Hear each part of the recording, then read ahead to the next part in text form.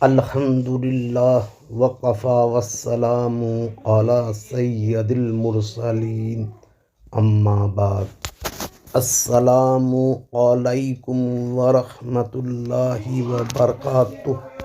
آج کل social media پر video viral ہو رہا ہے کہ حرم شریف میں غیر مسلم کا داخلہ ہو گیا ہے، جبکہ حرم شریف میں غیر مسلم کا داخلہ ممنوع ہے۔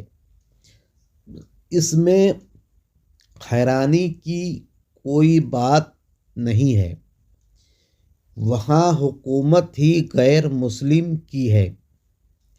غیر مسلم صرف وہ نہیں ہے جو کلمہ گو نہ ہو، بلکہ ہر وہ شخص غیر مسلم ہے جو بدعقیدہ ہے،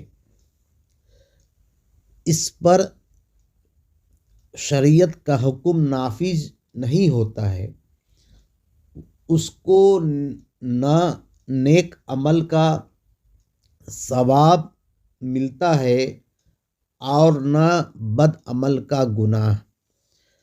آج مسلمانوں کو بدعت کہنے والا اہل حدیث اپنے وہابی بھائی سعودی کو بدعتی کیوں نہیں کہتا ہے؟ سنی کے نزدیک پارسی اور وہابی سب ایک جیسا ہے۔ وآخر دعوانا الحمدللہ رب العالمین۔